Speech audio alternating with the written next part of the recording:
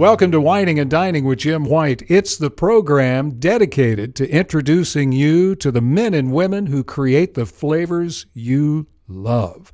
One of our favorite chefs, one of our finest chefs who's created flavors for us through the years, Dean Fearing is with us. Hey, Dean, welcome, man. Jim, great to be here. It is great to see. I'm going to ask you to sit a little closer to the microphone because we want to hear you. This just imagine you've got your best Martin here, and you're singing and you're doing all of that. Yeah. You're looking good. You feel well? Feel great. Congratulations. 11 years. Fearings is going stronger and stronger. Unbelievable. Great year. We just are very blessed and fortunate. We really work hard with keeping the restaurant moving forward, and I think it shows. Yeah, I mean, a blink of an eye. It seems like a heartbeat ago my goodness. This place opened. And just you telling me it's 11 years, it's like, no, it's not. I'm having too much fun. Well, what a great team. Jill Bates, Paul Bottomer. Yes. I'm sorry Eric Dreyer went, but I know. He got a great gig, I understand, doing some private chefing. He does and did. And I tell you, he's having a great time. But, we have brought back George Gonzalez, who was my third chef in line for 8 years with us at Fearing's. And George is starting next Tuesday. So that's great. He's coming back. He was in Hawaii for 2.5 years. And his family decided they wanted to get back to Dallas. So it just worked out. Eric gave his notice, and George came knocking on the door. That is great. I'm delighted. So it'll be a smooth transition for you and the restaurant. Smooth transition. Restaurant. We all love George. Hated to see him go the first time. And he has gained a lot of experience. He was at the Grand Wailea in Maui for 2.5 years. So he's learned a lot. I just saw all kinds of pictures of you and Stephen and a lot of other great chefs. Speaking of Hawaii and Maui, yes. I guess you were in Kapalua for the Hawaiian Wine and Food Festival. Oh, yeah. What a great time. Now, that's the gig that I think I want, and I think most chefs would like. Let's just go to Maui and Aspen and Charleston. Absolutely. And all those great wine and food events. And Pebble Beach, yeah. South Beach, and all the beaches. So. Well, some very cool pictures. I've been trolling your Facebook page just in preparation for our interview, but some very cool pictures with one of my favorites, Jacques Pepin up in Aspen too. Yes, just a wonderful. Oh, and that dinner that you guys just did for Chefs for Farmers, with Wolfgang Puck coming. I know. Talk a little bit about that for this is the fly on the wall for people who didn't have a chance. Let me take it to the beginning. Okay. I've been trying to get Wolf to come into town to do a dinner with me for ever since I've 11 years. Mm-hmm. And he's always been busy. And then I called him up and said, hey, we're going to do this Chef for Farmers dinner on November 2nd, a Friday night. I said, come on. And he's like, well, over the phone, he was, I'm going to be a little busy. It's a hectic schedule. And then about 2 weeks later, I brought my son out to L.A. for his schooling. He's going to the American Academy of Dramatic Arts, and my youngest son, Campbell. And I called up Wolf. I said, hey, we're coming over for dinner. He said, oh, good, I'll sit down with you and we'll catch up. And then by the end of the dinner, he says, I'm going to come out for that dinner. And I was like, you got to be kidding me.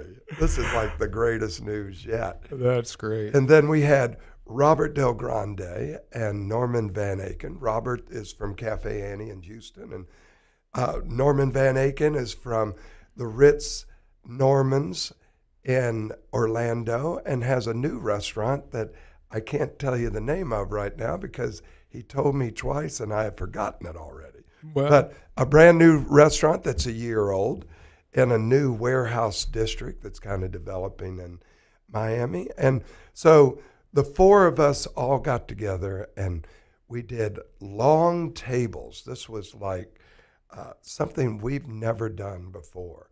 And it was outside and a little bit inside, but all long tables with probably 60 people at each table. That's how long these tables were. All decorated out into beautiful fall scenario. And then Wolfgang, Robert, and Norman and myself, we all did, and Jill Bates, our pastry chef, we all did family style. And it was the first time we've done family style in a big party like that at Fearing's, and it worked out tremendously. Well, the pictures were beautiful, and people that I've spoken with said it was fabulous. And you know what? I never had a chance to thank you, but all three of those, all three of that group, I met because of you. I met them when you were at the mansion doing special events with you, and had the pleasure of having them on my shows through the years, and just delightful guys. That's great. When you and Robert hang out and get together again, I mean, what kind of stories come up? Because I know you guys have been friends and colleagues for years and years. We talked about a lot of them because a lot of those stories involve Norman Van Aken and Wolfgang Puck also. But Robert and I go back also cooking for about 40 years, but also we play music together and write music. And so after this dinner, this past Friday night for Chefs for Farmers, Robert, Norman, and I got up after this wonderful introduction and funny introduction by Wolfgang. And then we proceeded to play with a couple of my buddies, musicians, and we did kind of a bluegrass, country, rockin' set right after the dinner. And it was a lot of fun. We played outside in our live oak bar at the restaurant, and we built this new stage, and we just had a great time. Norman plays harmonica, and he's a very good harpist. And also, Robert plays guitar, and I play guitar, and we both sing. Back to those barbed wire days. I love it. Barbed wires live on. Ah, that is great. But you're operating mostly under the Lost Coyote band. Now, is that has that changed again? Robert and I still have our bands together, Okay. And we still write a lot of original songs. We just finished a couple of new tunes that we want Johnny Reno, who is the famous saxophone player, and he's our producer and musical director for Robert and myself. And we're thinking about doing a new concept album. So, wow, that is great. We're putting some new tunes together for that. And then the in-town band is called Dean Fearing and the Red Souls. Okay. And I can't keep up with you. Well, I know it's a whole new band, and I've pulled some musicians out of retirement that were great guys in their day, and they've kind of taken a little bit more backseat. And Dave Henson, who's our other guitarist in the band, he was like, let's try to see if these guys can help us. And we got Kurt Hampton on keyboards and Bobby Chitwood on bass, and he played for years with Bugs Henderson. Wow. And then we have Joe D'Angelo, our drummer. He's from New Jersey. And then Dave Henson. And then Johnny Reno on sax, the famous Johnny Reno playing horn with us. Got to hear these tunes. I mean, I tell you. Got to hear them. Hey, I got to tell you another story. I can't resist. Hero of yours and mine, Richie Furay. Yes. Poco, Buffalo, Springfield. Absolutely. Many years ago at one of your barbecues at the mansion, he was there. He was probably there multiple times. But there was one time that I had a chance to visit with him. And he told me the greatest story I've ever told, and I wish that I was still doing rock and roll radio. He told me, he said, he and the band, when he was in Poco, they were driving down the street one day, and they heard this sound on the radio. Well, I'm running down the road trying to loosen my load. I got 7 women on my mind. And he said, boys, it's over for us. That was the greatest rock and roll story. That sounds like Richie. But I just saw Richie this past August and went to a concert with his daughter, Jessie. Yeah, and yeah. We caught up, and it was like no time has ever been lost. Sweet man. Great, great music. Sure appreciate him doing that. And I appreciate you bringing all these guys back to play and I tell you, giving folks in Dallas a chance to see them. Let's talk a little bit more about that father-son trip across country, you and Campbell, that was chronicled on Facebook and Instagram, and Oh, I tell you, well, it started a year before with my oldest son, Jackson. He wanted to go out west, and we went out west to look at all the schools and universities in Colorado, Utah, Montana, and Wyoming. And I fell in love with the University of Wyoming, and he did too. So that's where he is now. So my first trip across country was taking Jackson to University of Wyoming, and we had a blast. Just a great cross country, just me and him in his big old truck, and we made it all the way up and had a great time doing it. And so this year, my youngest son, Campbell, he wanted to go be a film actor, and he got into a great school called American Academy of Dramatic Arts right on La Brea and Fountain right in West Hollywood, and he is having a blast. But we started from Dallas to Santa Fe and then dropped in on my good friend Mark Kiffin from the Compound, and we had a great meal, Campbell and I, and then we got up early the next morning and cross country all the way through the rest of New Mexico, Arizona, and Southern Cal, and then got into LA late that night, and we just had a great time in LA. I tell you, how can you not have a great time in LA? well, yeah, especially with your son. Now, I saw again this Facebook trolling. Great graduation pictures of the boys, Right. And I guess it was Campbell's graduation Yes, from this Jesuit. past May. And then I saw pictures of you in L.A. with him, and he looks like he grew 6 inches maybe. No, they both did. What are you feeding those boys? I tell you, they're not shy about eating, I'll tell you that.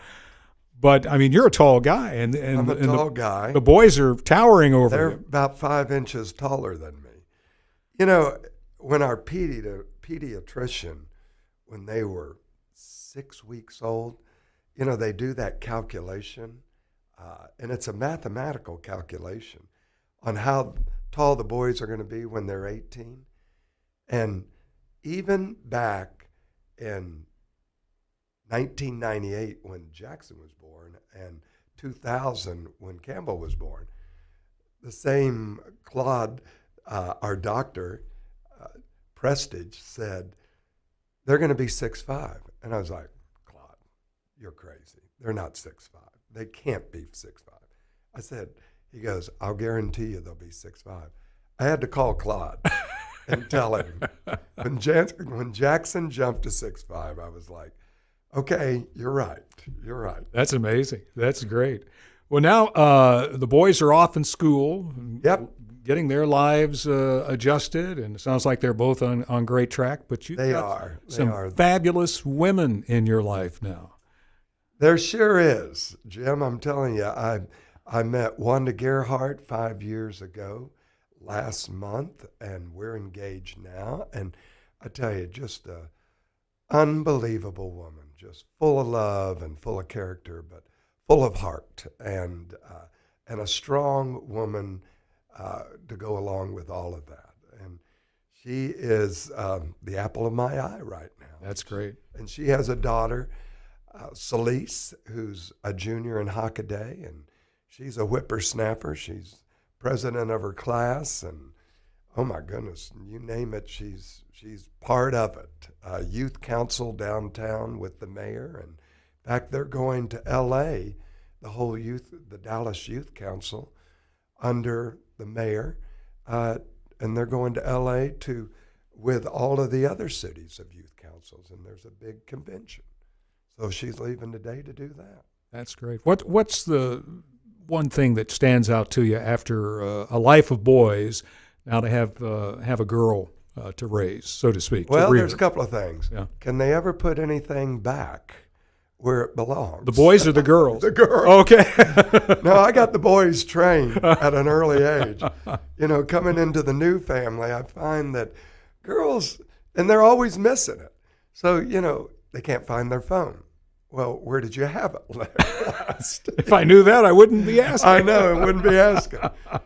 So everything they're missing, where are the keys to the house? Well, where did you put them last? If you would put them in the drawer where they live, we'd always have them. So there's a lot of frustration around the house on where is something. That's funny. You may have to introduce her to the concept of mise en place. And Yes. I've tried many a times to say, why don't we have the keys live here? That's wonderful. That's great. I mean, you glow when you talk about them. I do. So I think it's It marvelous. is so funny. Marvelous. Hey, congratulations on the new line of products. Thank you. The Big step. Dean Fearing product line is alive and well, and it is alive and well on our website, fearingsrestaurant.com, and also in all of the central markets across the state, which is fantastic. They're launched this past week. So every central market now has Dean Fearing products of salad dressings, steak sauce, tortilla soup. The famous tortilla soup is back in a jar. And also some hot sauces, some green chili sauce and a pepita and poblano sauce that are just absolutely delicious. And D1, explain And that. the D1, which is better than A1. Aha! And it's an all-purpose style steak sauce, but I pour it over my eggs in the morning. I mean, it's very versatile sauces. We got the Texas Mop, which is a true 1800 recipe when they used to mop half steers over a pit in the late 1800s, early 1900s, when cities would have, little towns would have festivals. And it was to keep the meat from drying out. But I just mop it on pork chops, steaks, chicken, salmon, right before it comes off the grill. And it is absolutely delicious. That sounds great. And so Central Market and Central Market, BeeringsRestaurant.com. Bearings Restaurant, and also Neiman Marcus. Oh, well, of course. So it's in the catalog. I mean, not the big catalog, but coming out to be, but it's on their website.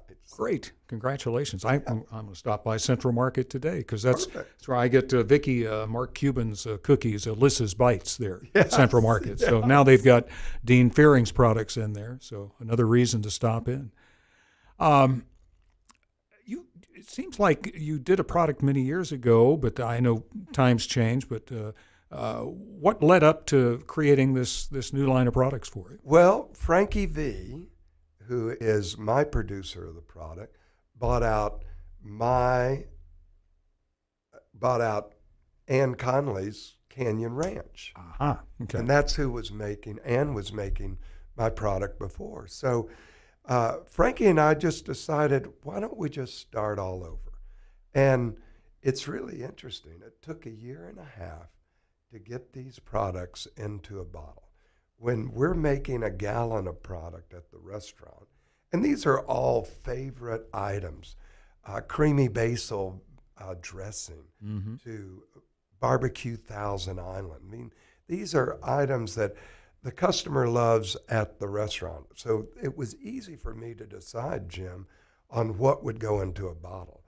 But then when Frankie and I started to multiply the recipe, so to speak, we found out it's not as easy as just plain math, because some things don't work when you multiply it up to 100, or whatever. Yeah. It can be too much salt or not enough salt or too much vinegar. So we had to start at ground zero with every jarred product and take it to where Frankie could make it into 120 gallons. And I guess there's a big difference between making up a sauce and serving it that evening and then having to deal with the product and shelf life. Yes. And all of my product has 1 year shelf life, and it's scientifically done. I mean, it's so amazing to go over and see the millions and millions and millions of dollars he has in equipment to get a product from a large kettle to in a box. That's I mean, great. The many steps it takes to do that. It's fascinating. I think the hairnet look is Yes, very unique when you're Yes. stirring the sauces. Exactly. Dean, you've helped so many causes. We've mentioned Taka and of course Cote de Coeur and so many others. Sure. The Cattle Barons Ball and you and the chef camaraderie that you have for that. It's just Unbelievable. bigger and better almost every year. Well, it started with Kevin Garvin, who is the corporate chef of Neiman Marcus. And Kevin actually was the one who got us all together. And, I think we're talking 1987, 88, way back. And we started auctioning off ourselves, and we're over $2.5 million, just the chef auction after all these years. And what a tremendous response this year. It was $260,000 just for 2 dinners on the chef package. That's how important it's become, but how popular it's become. Just a great job, all of you guys. Keep up the great work and so much service to the community. That you do. And the cause that it supports is phenomenal. Talk a little bit about your dad, Tom the innkeeper, and Yes. some of the most important lessons he instilled in you. Oh, I tell you, it's an amazing when I think back on him. He passed away in 1987, but he was a tremendous father, and he was an innkeeper. He started off when I have an older brother, younger sister, and we were all born, us kids were all born in Ashland, Kentucky, and he was a supervisor for a department store called Parsons in Ashland, Kentucky. And then Dr. Parsons, who owned the department store, acquired the Henry Clay Hotel, which was a red brick cornerstone hotel on Winchester Avenue in Ashland, Kentucky. And he wanted my dad to manage it. And my dad found a real love of the hospitality hotel business and loved it and ran the Henry Clay, very appropriate for Ashland, but also for Kentucky. And then he joined up with parent company Holiday Inn in 1965 with Kimmons Wilson, who was taking this new project out of Memphis across the Midwest. And my dad joined up with him, saw the light, and saw what Holiday Inn was going to do, because Holiday Inn changed the course of how we view everything about hotels now.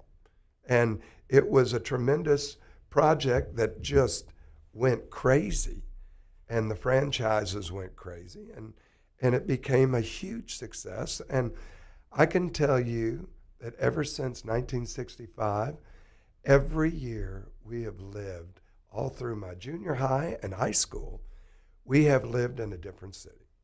And starting with St. Louis to Milwaukee to Chicago to Cleveland to Cincinnati to you name it, Louisville, Kentucky. So we lived in a Holiday Inn, which they supported with an apartment for the general manager. And the other amazing thing is the general manager, per Kimmons Wilson's law, so to speak, the general manager had to eat in the restaurant every Monday, Tuesday, Wednesday, Thursday, and Friday. Monday through Friday, every night. So our dinner table became a certain table in every restaurant that we lived at.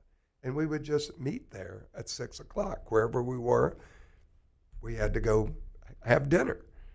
And so we grew up in the restaurant business. And that's about as close to the restaurant business as you can grow up, I think. Indeed. Yeah, well, so that great introduction to the hospitality business. Let me, I want to ask the same question about your mother. We had the pleasure of meeting her once. She was here, I think, the very first Savor Dallas. Yes. She was here, and just a charming and delightful person. I would ask the same thing. What are some important lessons that Mom taught you that are important? Well, to finish up my father, Okay. Jim, he is the one that introduced me to the kitchen at an early age. My brother and I have a brother, Greg, who's 3 years older than I am, and a younger sister, Amy, by a year.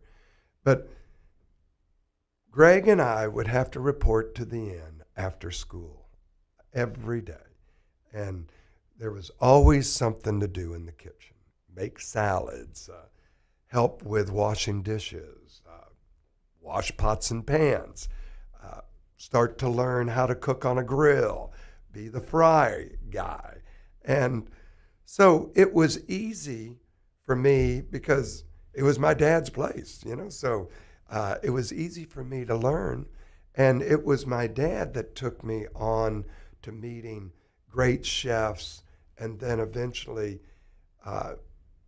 pointing the way to the Culinary Institute of America, which then honed out my career, which then opened the door to everything that I ever did beyond that. And then my mother was the epitome of a Southern lady. She could have a conversation with anybody.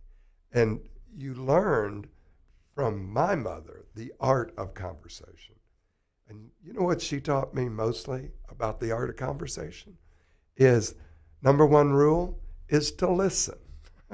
Exactly. Is to listen. And I have learned through the years to listen. Yeah, they say God gives you one mouth and two ears, and they should be used in that proportion. I've never heard that. That's cute. That's cute. Well, it is such a pleasure to have you with us and to talk about your family and your experiences. Are there some new challenges ahead, new things that you're looking at doing beyond the product line? And, it's one thing at a time. Yeah.